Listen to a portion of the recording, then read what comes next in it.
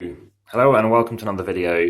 My name is Simon and this is Amass Games, and this game is called Rattus Cartus, not Rattus Cartus or Rattus Cactus as I first thought it was. And based on the Latin, you can see, if you understood it, I had to be told what it was. It means rat cards, basically. It's by IDW Games, and it's a card game which is around bluffing, or should we call it push your luck, as well as hand management. So you decide who goes first, and they're going to get that card there, so just leave that out of the way. You're going to have lots of cards available in the game, and these are the people. They're going out to some place in this kingdom. So what has happened is there's been a plague. It's 1384, in fact it's 1347, and what's happened is basically your ruler has died, and now you're looking to take over that kingdom. The trouble is there are rats, and that's very important because you can have the most victory points at the end, but if there are more rats than there are going to be nuns, then you're going to lose. So I happened to win my first game for that reason. So what you do initially is you just sort out the cards. So you have all these joker cards, which you'll see what they do in a moment, off to one side. You take all of the sword cards, leave them off to the side as well. You're then going to set up the game. These are more cards that are going to be put into play, so we're going to put them here. So you have people cards and you have building cards. You all start off with 10 rat tokens each, so 5, 6, 7, 8, 9 and 10. So what you do is you take those and you just keep them in your display off to the side. So to say we're playing there. Now, you also will have these little points here. So some cards can give you victory points. So throughout the game, you can be accumulating victory points. So we say outright down here. And there are some tracks which can also be set up. So as per usual, I like to set the game up so you can see how to actually set the game up. Inside the box, everything's pretty much been taken out of it. But as you can see, that is how things are stored. And I'll be packing that away and doing the weighing in a moment. Now, it's just a single bag, so you do have to either pimp it and get more bags, or you chuck out everything that's there, and you're going to assign one of these little chips to each of the positions, which is basically the kinds of symbol. So we have crowns, which represent, shall we say, the palace. We have over here, it's a tiny board. It's a very, very nice board. It looks like it's like a frame. But we have like a monastery symbol up here. We have a shield. We have, I think it's like a merchant, for some reason it looks like that.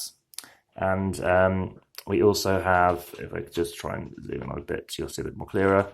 You have like the farmer, which is like the wheat shield symbol here. And then you have the witches.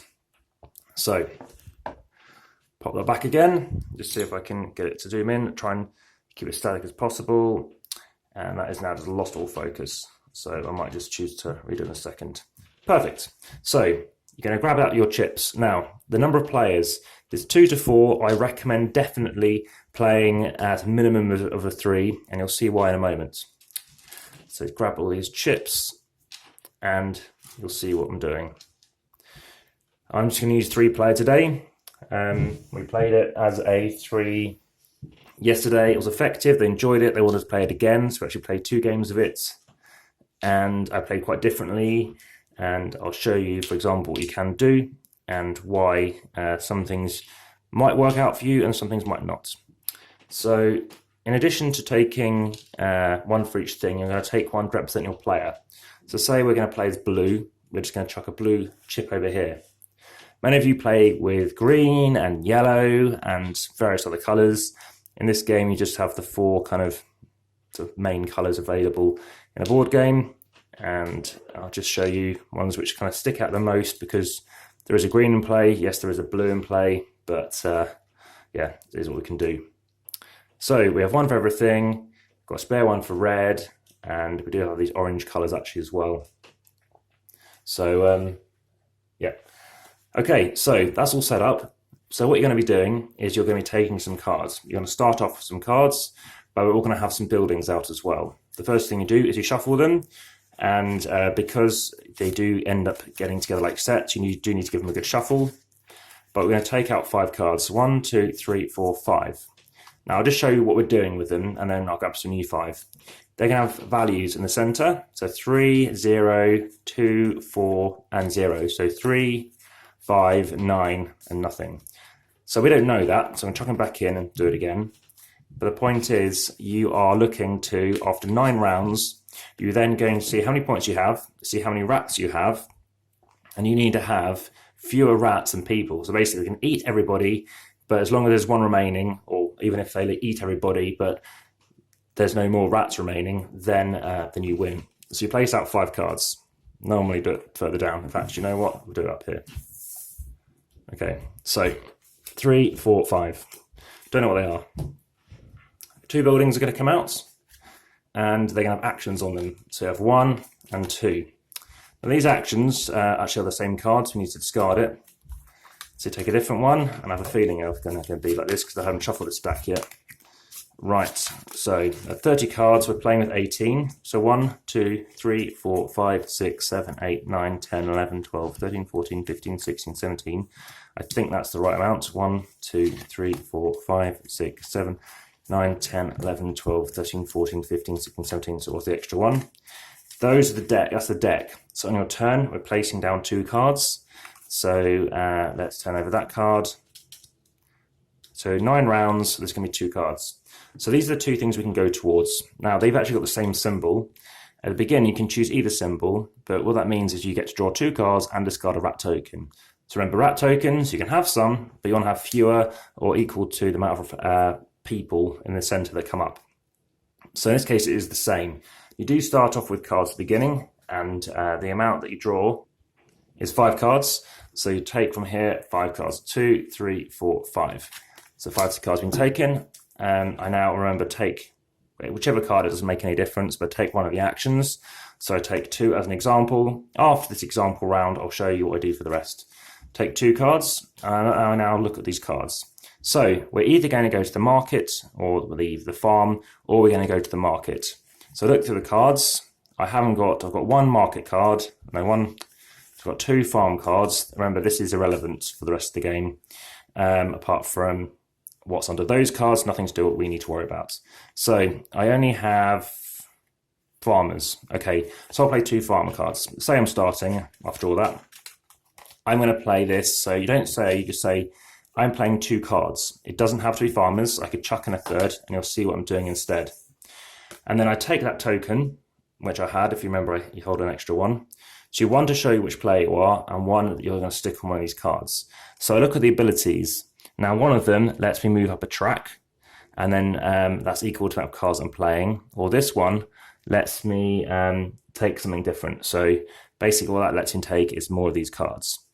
So I'm going to choose to go, well, actually, I've got to go where I have the stuff, otherwise it's not going to activate. So I'm going to go here. The next person goes, and they're going to go over here. The third person goes, and they're going to go here. Now, the reason why I say 2 isn't good, because you could go here, the other person's just going to go here. So there's no confrontation. Confrontation is good because somebody else can take a lesser ability. If 3 or 4 people go here, the person who has the most cards, they go first, the second person, third and fourth, they get the bottom action. So that's why it's better with more players. So you then reveal. So I said I had 2 cards, so I play 2 cards. I go up the farmer track 2 positions, so I'm now in the lead. Then they go, and then they go. Now, they might have chucked in 3 cards, but if they chucked in, say, that, or if they chucked in this, then what that means is, yes, they got 1 position, but they chucked in 2 other cards. So actually they got 3 positions because I've chucked in 3 cards, but because only one of them really came from the farmer, they've been penalised by bringing people in from other locations, and let's say the theme is spreading the plague a bit. So they must take 2 rat tokens. So some of them are 1s, so they'll take 2 1 tokens face down because they did it. But they're further up the track. Is that a good thing? Well, the benefit of being further up the track is at the end of the game, so after 9 rounds, if you're the furthest up any of these tracks, you're going to get 10 victory points. If you come second, you're going to get 5, and as long as you're not on 0, you're going to get 2. If you're tied, the person underneath gets the most victory points, so they would get 5 and they would get 2 because they were there first, which means, you know, they show their hand by showing where they want to go. Now, you then get your ability. So the person who happened to have the most cards, which was yellow in this case, they would get the most. But if it was a tie, it's the person who went there first. So if we put down 2 cards, you put down 2 cards, that's how it works differently. So that is how a round works, and then it goes on to the next person to be the first player for the second round.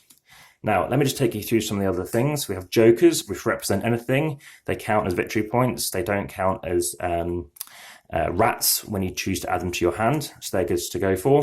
And swords are very powerful, because if you play a sword and you've got more swords than your opponent in a tie, then the person who went there first would win it. They must discard half of their hand. They get to choose, rounded down, and you take those cards from them. So you can really end up with a few cards. If you haven't got many cards and somebody else goes, say, here, and you've got loads of cards and you go there, then they're going to probably follow you just to take your cards. So that explains a bit about those guys. Now, what else do we have that can come up? Well, if we look at the buildings, you can see different things. You can discard rat tails. You can also do various other things, such as get victory points. So you can get outright victory points, which is 2 or 1. So this is what these symbols all around. Let me just quickly grab them and show you what I mean. I think I must have discarded them. Put them out somewhere else. But anyway, yeah, they're victory points. And that's pretty much it. You can choose to get more cards. You can do various other actions. And they actually have got some sort of expansion-y, harder stuff. But as a base, that is basically how it plays. First game took 1 hour 20, but the second game took 30 minutes. So with explanation, it really does come down. So that is Rattus Cartus. I'm now just going to say, well, let's say we stay with 10. The average is 2 here, so you do want to be discarding them. I think we did discard, maybe discard 1, maybe we didn't. So we have 4, 0. So let's say based on this, yellow's winning. That, and that. So you've got 4, 5, 6, 7. 7 people, more rats. I died, and say they died too. But one of the things you can do with the cards is actually look through. I think those are the cards I may have chucked back in the box already. Is they let you actually look through and take a peek at some of the cards in there. So if you can see what is in this list of 5, you can see 2 of them, then you're focusing on that on, say, rounds 1 and 2, maybe into round 3. And by peeking, you can peek up here as well as an option, then you have an idea of exactly how many rats you can get away with. Because there's no harm in taking some rats, because it lets you go up the track further. It lets you go first. It gives you more ability, gives you more points. But what's very interesting about this game is you can lose. You can lose because you haven't ended up managing how many rats. You've just gone for loads of victory points and not cared about the end goal, which is being the most successful in a, shall we say, a rat-abiding place. So that is Rattus Cartus. The cards are linen finish.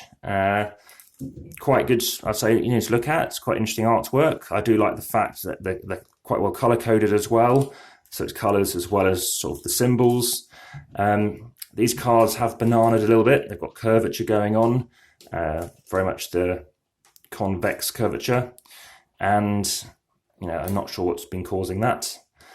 But yeah, of course, if you don't have any of, say, these 2 cards and you've got just this type, you'll have to spend a card. You could just spend 1, then they might realise you haven't got anything.